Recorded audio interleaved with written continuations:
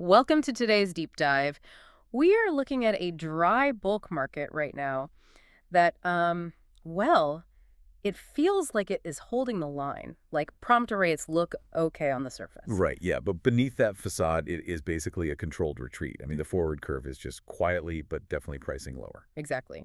And to figure out if this is just a temporary dip or like a real structural slide, Uh-huh. we are pulling all of today's market intelligence straight from the May 20th, 2026 FR8.no report. Yeah, we're doing a full road recap today, and it is entirely powered by FR8.no data. Right. And if you want to track these exact movements, live dashboards and daily reports yourself, you really have to try FR8.no. You just can't navigate this market blind. Absolutely not.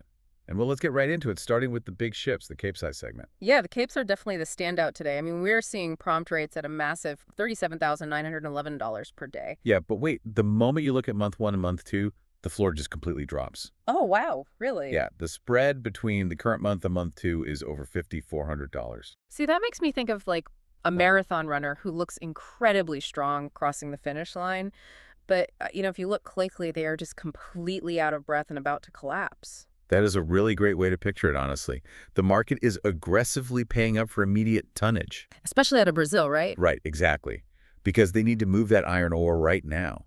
But traders are just heavily discounting Q3. So that steep backwardation basically tells us the market simply doesn't believe this current strength has the legs to last through the summer. Exactly. They expect the iron ore push to fade, and, they're pricing the future accordingly. Okay, so capes are keeping up appearances because of iron ore. But when we look at the smaller vessels, I mean, they rely heavily on grains. Yeah, and if that foundation is cracking, it completely explains the downward slope we are seeing across the rest of the board. It really does. I mean, the sub-cape market is sliding fast. Right. So Panamax paper is down 2% to around $20,500 a day. And Supermax took an even sharper hit, down nearly 3% to roughly $17,500. And handy-sized vessels are just languishing in their seasonal doldrums, stuck right around 15,300. Yeah, Panamax is suffering directly because the grain markets are rolling over. We saw corn and soybean prices both drop about 2% this week. Wow. So without that seasonal grain, the foundational floor for those rates just vanishes. It really does. I am looking at that Supermax drop, though, and it looks like a total free fall. Is the physical market really that weak right now, or is paper just panicking? Well, that is the thing. If you look at the physical stems for small parcels on FRA.Vino, like those 45K intakes, they are actually still commanding serious premiums. Okay, so the physical doesn't seem to match this paper panic at all. It doesn't. And that is the real danger here.